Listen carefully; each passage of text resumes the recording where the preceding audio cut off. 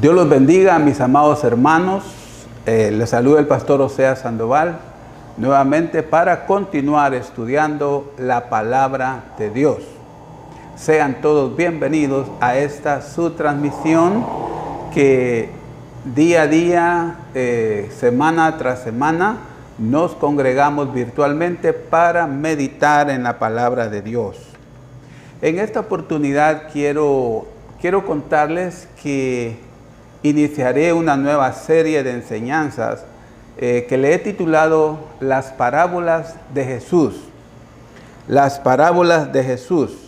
Y en esta oportunidad quiero platicar un poco sobre la famosísima parábola del hijo pródigo.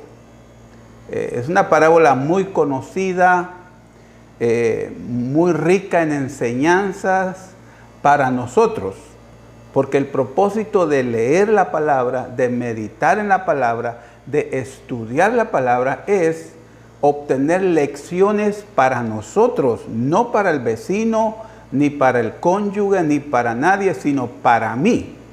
Porque si yo quiero ver cambios en mi alrededor, entonces el que tiene que cambiar primero soy yo.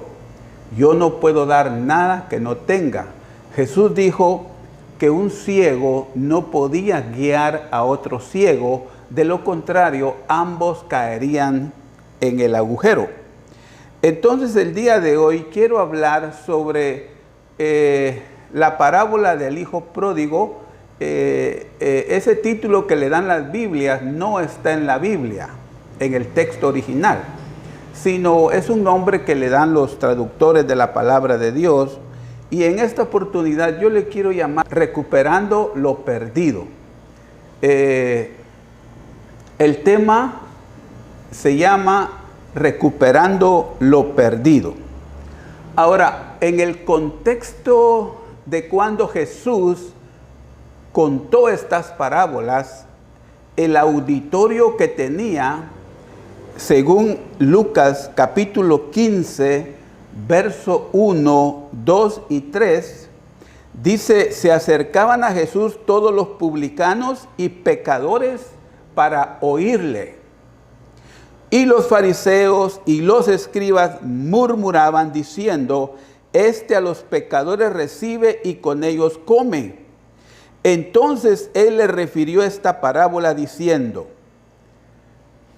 en el contexto de esta parábola, que se compone de 3 historias, el Señor lo hizo porque el auditorio que él tenía en ese momento se componía de 2 grupos de personas. Se componía de los publicanos y pecadores y de los fariseos y escribas. El Señor empieza a hablar esta parábola porque dice que los fariseos y escribas empezaron a murmurar contra el Señor. Porque dice: este a los pecadores recibe y con ellos come. O sea, los escribas, los fariseos, eran personajes que dominaban la atmósfera religiosa en el tiempo cuando Cristo desarrolló su ministerio. Se creían dueños de la verdad y ellos eran, en su osadía, se atrevían a calificar y descalificar personas.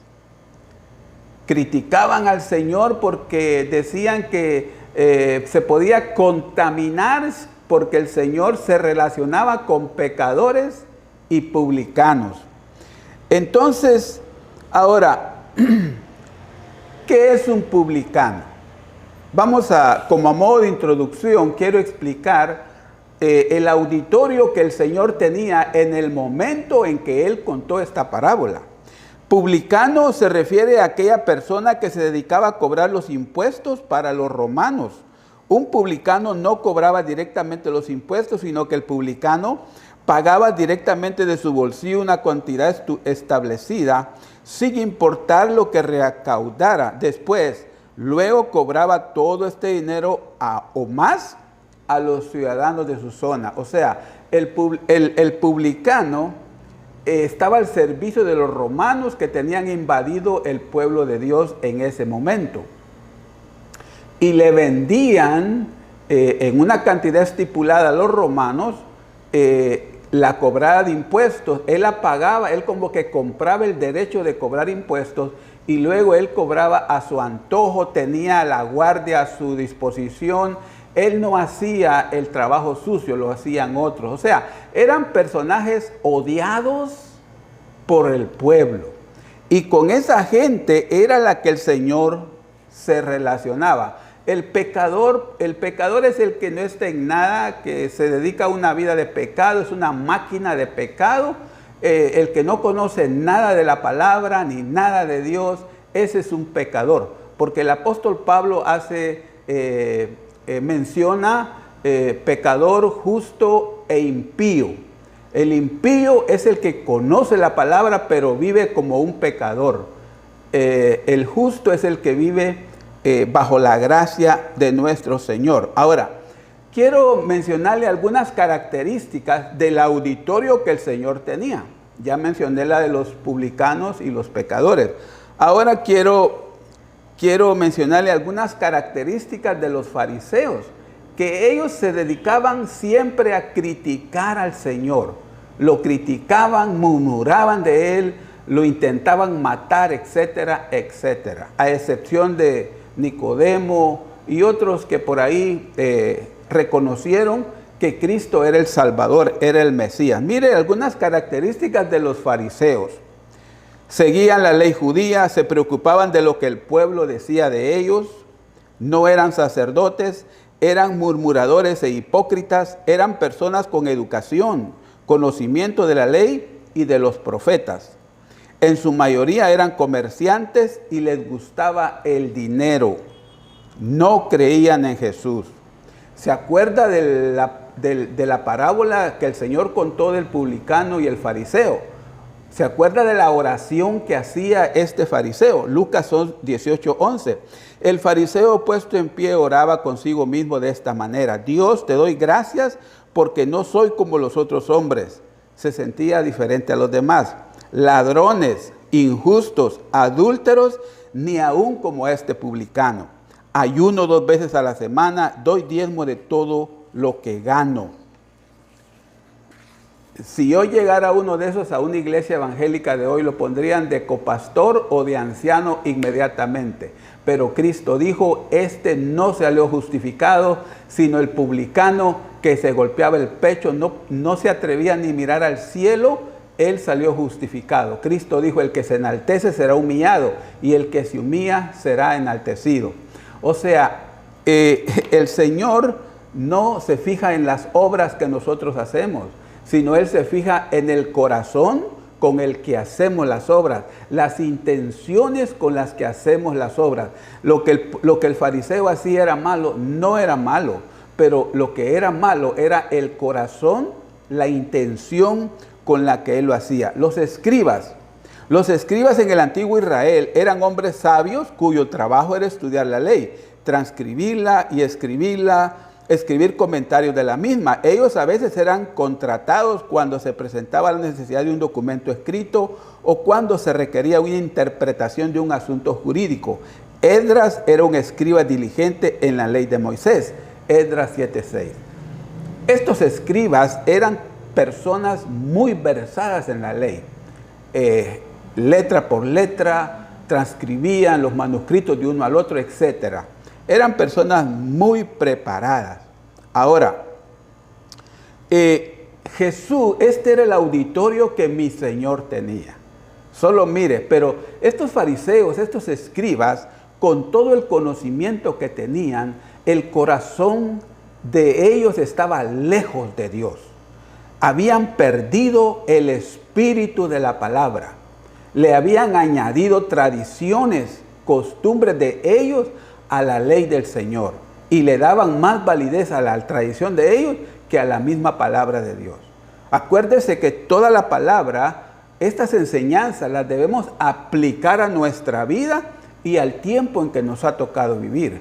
Hoy en día hay muchos predicadores, iglesias evangélicas, cristianas, que se creen dueños de la verdad, que ellos son los dueños absolutos de la verdad, y el que no está de acuerdo con ellos lo descalifican, que no pueden entrar al cielo, etcétera, etcétera. Eso es totalmente antibíblico, porque era el espíritu de los fariseos y los escribas, hacer división entre las personas. Ellos se creían mejor que los demás. Ahora, luego de ver todo este panorama, así rápidamente, porque a causa del tiempo, hay demasiado que decir, ¿verdad? Hay demasiada enseñanza en toda la palabra de Dios. Toda escritura es inspirada por Dios, dice la misma palabra. Quiero entrar de lleno a esta parábola que le han dado por llamar la parábola del hijo pródigo. Yo le llamaría la parábola de los dos hijos, porque los dos hijos eran pródigos. Los dos hijos eran pródigos. La palabra pródigo, ¿qué significa? La palabra pródigo significa que despilfarra o gasta sin cuidado sus bienes. Es un despilfarrador. Eso es un pródigo. Ahora, el Señor Jesús enseñaba por medio de parábolas. El interés de mi Cristo era que la gente entendiera. Eso es algo que personalmente a mí me esmero porque la gente me entienda. Porque nuestro propósito es enseñar la palabra. No es lucirnos con palabras extrañas, con palabras sacadas de las concordancias de los diccionarios bíblicos, que yo me pongo a pensar en la gente humilde, en la gente que apenas puede leer, en la gente que no tiene acceso a una computadora, a esas herramientas que son gratis en la red, en el internet, pero no todos tienen acceso a las mismas. Entonces, el espíritu de mi Señor, la intención de mi Señor era que la gente entendiera, y una manera de Él de enseñar era a través de parábolas. Ahora, ¿qué es una parábola? ¿Qué es una parábola? Jesús enseñaba por medio de parábolas. Son narraciones cortas que encierran una educación moral, revelando una verdad espiritual de forma comparativa. Parábola es una historia terrena para demostrar una verdad espiritual. Eso es una parábola. Eran muy características de mi Señor. Quiero dividir esta historia de los hijos pródigos en 4 escenarios. Los 4 escenarios de la parábola de los 2 hijos pródigos. Y el primer escenario que quiero platicar con ustedes lo encontramos en el Evangelio de Lucas, capítulo 15. Usted tiene que leer todo el capítulo 15 para poder entender cosas de las que yo voy a decir, porque estas parábolas las encontramos en el Evangelio según Lucas, capítulo 15. Y en el capítulo 15, verso 12 dice: y el menor de ellos dijo a su padre: Padre, dame la parte de los bienes que me corresponde, y le repartió los bienes. Este es el primer escenario que yo quiero tocar en relación al tema que me ocupa en esta oportunidad, que le he titulado Recuperando lo Perdido. Este verso denota que este hijo menor no le importaba lo material del padre, pero no tener una relación con el padre. No conocía el corazón del padre. A él le interesaba lo material, le interesaba las cosas que el padre tenía. Y por eso, de entradita, le pide la herencia, le pide lo material. Lección para nosotros: no caigamos en ese error de buscar a Dios solo por lo material, solo que lo buscamos cuando tenemos necesidad, que nos sane, que nos liberte, que pedimos por el hijo, que es lícito totalmente, pero esa no debe ser la intención por la cual nosotros servimos a Dios, nos congregamos, le servimos, etc. No debería ser esa la intención. De lo contrario, estaríamos cayendo en la intención que cayó este hijo pródigo, el menor. Padre, dame mi herencia, dame lo que me pertenece. Por supuesto que el pan es para los hijos. Por supuesto que Dios tiene inmensas bendiciones espirituales y materiales para sus hijos. Claro que sí. Pero Debemos de primero entablar una relación con el Padre, no directamente ir por las cosas materiales. El segundo escenario que quiero mencionar en relación a esta parábola, lo encontramos en el verso 13, 14, 15 y 16 del capítulo 15 de Lucas, que dice así: No muchos días después, juntándolo todo, el hijo menor se fue lejos a una provincia apartada y ahí desperdició sus bienes viviendo perdidamente. Y cuando todo lo hubo malgastado, vino una gran hambre en aquella provincia y comenzó a faltarle. Y fue y se arrimó a uno de los ciudadanos de aquella tierra, el cual le envió a su hacienda para que apacentara cerdos, y deseaba llenar su vientre de las algarrobas que comían los cerdos, pero nadie le daba. ¿Qué situación más lamentable a la que cayó el hijo del padre? El hijo menor.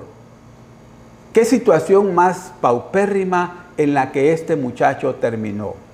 Lo que yo quiero decirle en este momento es que el pecado nunca traerá buenas consecuencias. El alejarse de Dios, cuando uno se aleja de la luz, se acerca a las tinieblas. El diablo, que Jehová lo reprenda, engañó la mente de este muchacho. Lo engañó poniendo sus ojos en los bienes del Padre. Él se los pide, el Padre se los da, pero la intención de él era irse a pecar. Hay personas que no pecan más porque no tienen más dinero. En este caso, el Padre le dio todo lo que le pertenecía a este muchacho, y este muchacho se fue a una provincia lejana a pecar y a vivir perdidamente. Qué lamentable es ver a cristianos hoy en día, gente que un día sirvió, predicó, fue a la iglesia, habla lenguas, profetizaba, etcétera, viviendo en pecado. Yo tengo amigos, conozco gente que fueron predicadores, que fueron grandes cristianos, que se echaban unas grandes profecías en los cultos, pero que ahora eran grandes músicos inclusive, pero ahora sirven al diablo. Viven en pecado, se olvidaron de Dios, pero Dios no se olvidó de ellos, porque de eso se trata esta parábola. Esta parábola no se trata de enviar al infierno a la gente, sino se trata del amor del Padre por el perdido. Eso es el mensaje que el Señor nos está dando aquí. Qué raro es que cuando a este muchacho se le terminó el dinero, vino una gran hambre sobre aquella provincia, como que sobre él pesaba una maldición, como que por la desobediencia que en ese momento él estaba con su padre.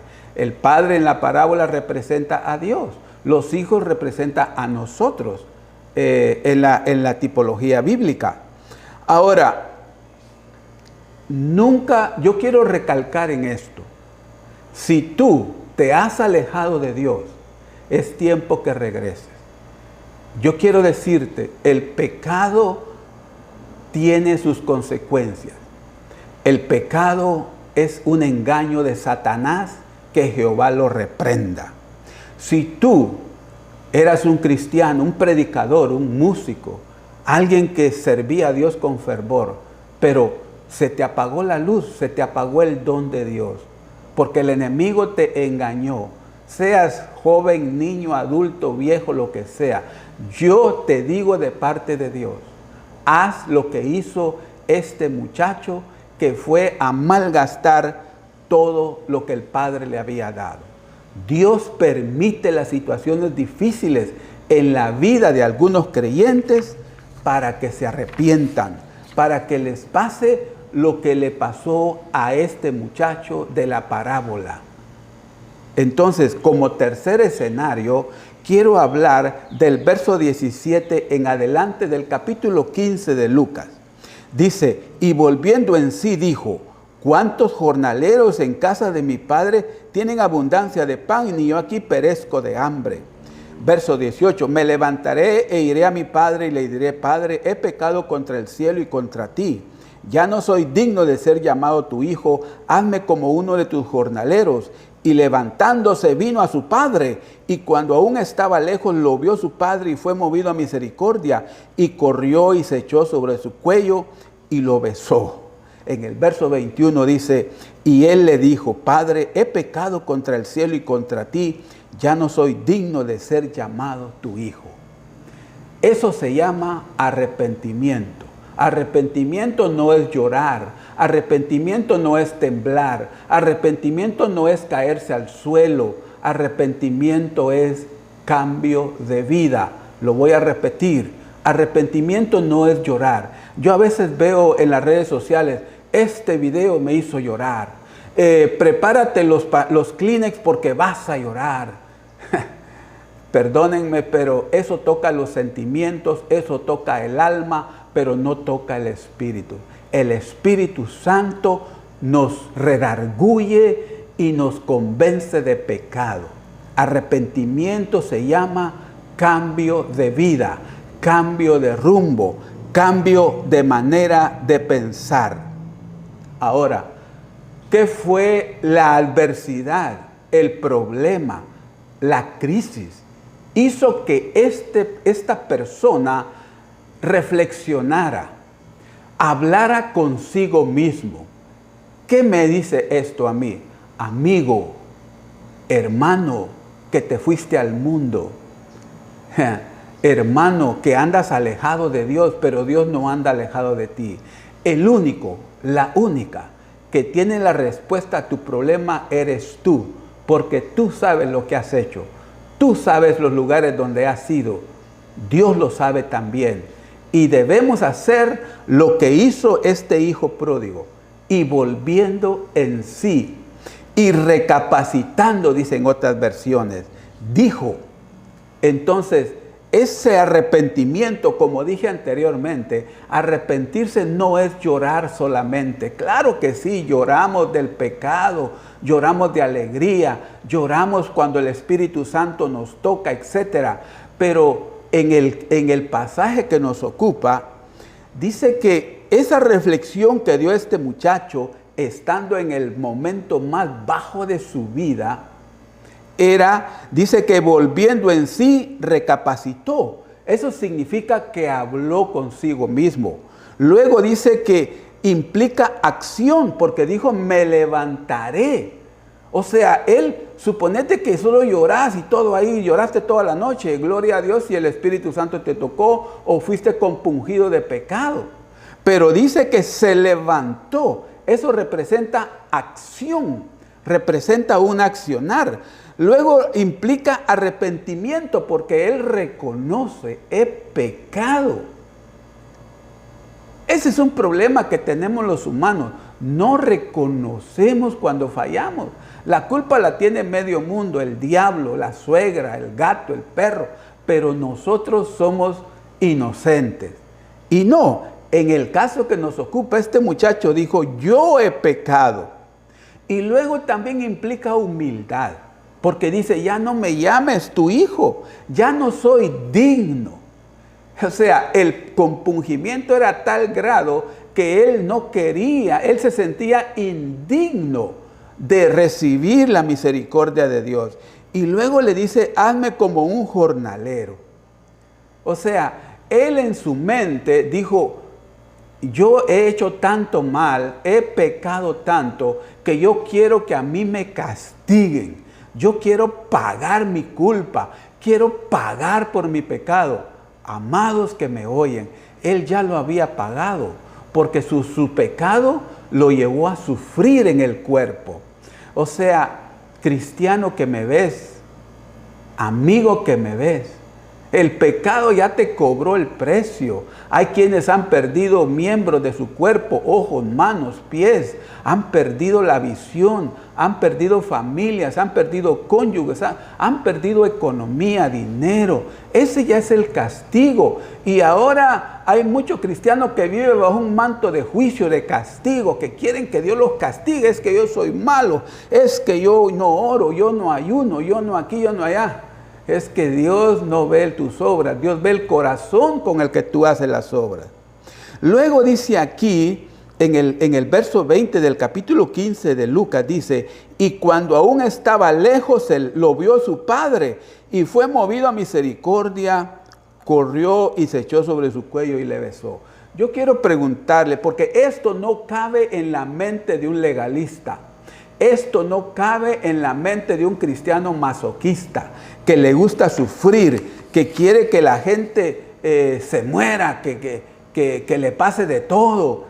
Porque él está como el hijo que quedó en casa, amargado, esperando que al otro lo parte un rayo. Entonces, yo quiero preguntar, ¿cómo se llama eso, la actitud del padre?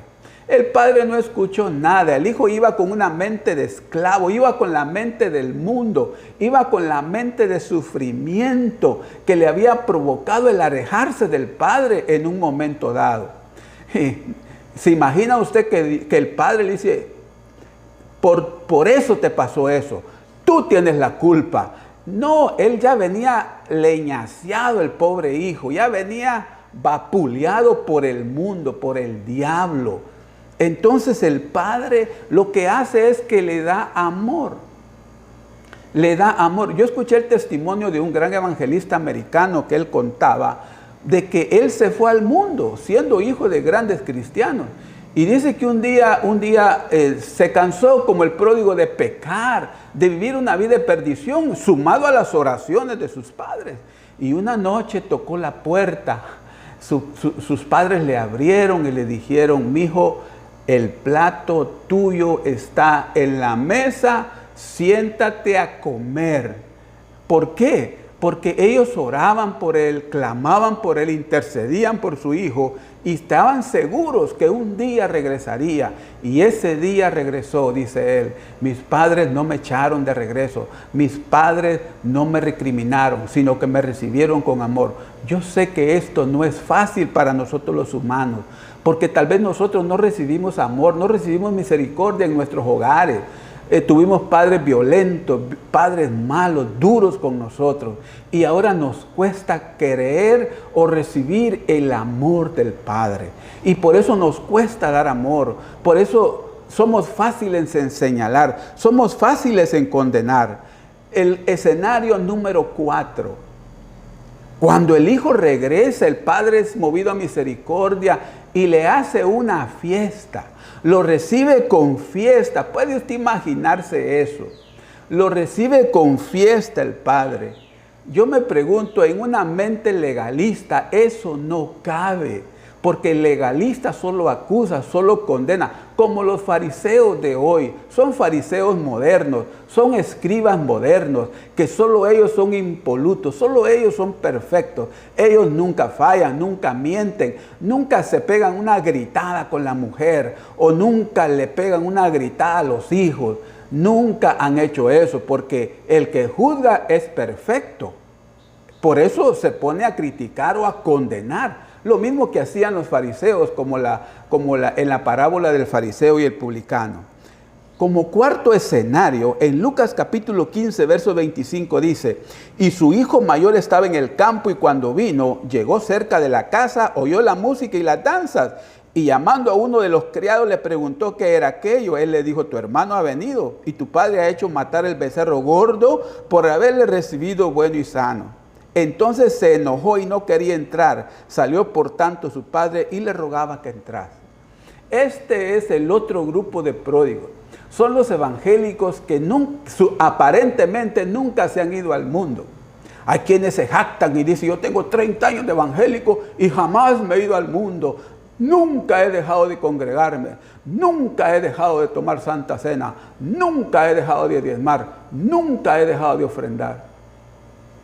Pues yo conocí una hermana que decía, ay, no fui el domingo a la iglesia, siento que perdí la salvación.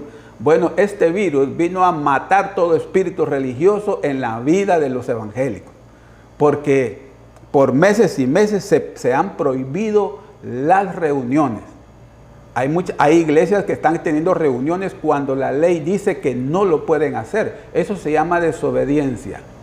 Y muchos de ellos son que critican y juzgan a la gente que ellos consideran que no están de acuerdo a la palabra de Dios. este pródigo estaba en la casa. Aparentemente él nunca se había ido a un bar, a un nightclub, a un antro, a nada. Pero era un amargado, porque él tenía la misma actitud del hermano menor, porque tampoco le importaba al padre, ni tenía una relación con el padre, enojado porque el padre había gastado los bienes en el hermano. Y note que este hermano mayor estaba enterado, era chismoso, le gustaba el chisme, porque estaba enterado de lo que el hermano andaba haciendo allá en el mundo. Porque le dijo en el verso 30, dice, pero cuando vino tu hijo que ha consumido tus bienes con rameras, has hecho matar para él el becerro gordo. Está regañando al padre, lo está recriminando. Mire qué atrevidos son los evangélicos legalistas. Mire qué atrevidos son que le reclaman al padre. Tus bienes, le dice, o sea, pues si eran bienes del padre, a él qué le importaba que los gastara como él quisiera, señores. Esa es la clase de evangélicos que quieren tomar el lugar de Dios, son árbitros de Dios. La palabra, a nosotros los predicadores se nos envió a predicar el evangelio, no a condenar, no a mandar al infierno a la gente. Infierno ya es el que viven por el pecado en el que están pasando. Nosotros fuimos enviados a predicar buenas noticias, buenas nuevas de salvación. Este pródigo que estaba en casa, es aquella clase de evangélicos que están en la iglesia, nunca se van, pero están amargados porque no tienen una relación con el Padre. Todo lo hacen a la fuerza, como Marta. Cuando el Señor llegaba, Marta estaba amargada porque trabajaba mucho. Por eso nosotros, el servicio a Dios tiene que ser de corazón. Lo que hacemos para el reino tiene que ser por amor, tiene que ser con un corazón honesto. Ahora, mire cómo termina la parábola. Él entonces le dijo, hijo, tú siempre estás conmigo y todas mis cosas son tuyas. Oiga eso. Esta clase de cristianos que están en la casa del Padre, que nunca se han ido aparentemente, no saben que todo es de ellos. Por eso no disfrutan el evangelio, por eso no disfrutan las bendiciones espirituales o materiales de Dios. Algunos disfrutan las bendiciones espirituales porque ayunan, oran, el Dios los usa en sanidades, en liberaciones, etc. Gloria a Dios por eso, pero son pobres materialmente. ¿Por qué? Porque ellos piensan de que Dios no los quiere bendecir materialmente porque la denominación predica que eso es malo. La palabra dice lo contrario en el pasaje que nos ocupa. Mas era necesario hacer fiesta y regocijarnos, porque tu hermano era muerto y ha revivido, se había perdido y es hallado. Ahí termina la parábola. No sabemos qué pasó después. No sabemos si los hermanos se reconciliaron, ya no sabemos si al final el hermano entró a la fiesta, no sabemos ya, porque ahí termina la parábola. Jesús no contó ese final, ¿sabes por qué? Porque la pregunta es, ¿cuál de los dos hermanos eres tú? Del primero ya hablé, pero del segundo también hablé, pero quiero decirte, los dos eran pródigos. Los dos eran pródigos. Y Dios, el Padre, no quiere esa actitud en nosotros. Él no quiere. Él quiere tener una relación con nosotros de corazón a corazón. El Señor Jesús le decía a los fariseos y escribas, ustedes me adoran de labios me honran, pero su corazón está lejos de mí. Hay que tener cuidado con hacer cosas, pero nuestro corazón esté lejos de Dios. El Señor dijo en Lucas 15:7, os digo que de la misma manera habrá más gozo en el cielo por un pecador que se arrepiente que por 99 justos que no necesitan arrepentimiento. Esa era la misión de Cristo y es la misión hasta el día de hoy. Buscar pecadores al arrepentimiento. Entremos en esa intención, en esa corriente de predicar salvación, de predicar el mensaje de Cristo a la tierra. es mejor, dijo el Señor. Habrá más gozo en el cielo por un pecador que se arrepiente, por una alma que se salva, por medio del mensaje de salvación, que 99 justos que no necesitan arrepentimiento. Amados que me oyen, esta palabra Dios la ha puesto en mi corazón, recuperando lo perdido. Si tú andas perdido en el pecado, un predicador puertorriqueño dijo, andan más cristianos en la calle que en las iglesias, porque se predica un evangelio legalista que lo que hace es sacar a la gente de la iglesia decepcionados porque fueron estafados por un mal pastor, por un pastor asalariado, fueron engañados, etc. Pero Dios no tiene la culpa de eso. Dios quiere que sus hijos regresen a la casa arrepentidos, como lo hizo este hijo, arrepentidos, reconociendo que el error es de nosotros y de nadie más. Y Dios nos espera con los brazos abiertos. Dios te bendiga, Dios te guarde y que el Espíritu Santo te confirme esta palabra. Es mi mejor deseo para que todos volvamos a la casa del Padre y lleguemos al cielo como cristianos victoriosos por su gracia, por su misericordia, que es lo que el Padre tiene para todo aquel que viene a Él con un corazón arrepentido, con un corazón necesitado. Dios te bendiga nuevamente y espero verte en la próxima enseñanza. Amén y amén.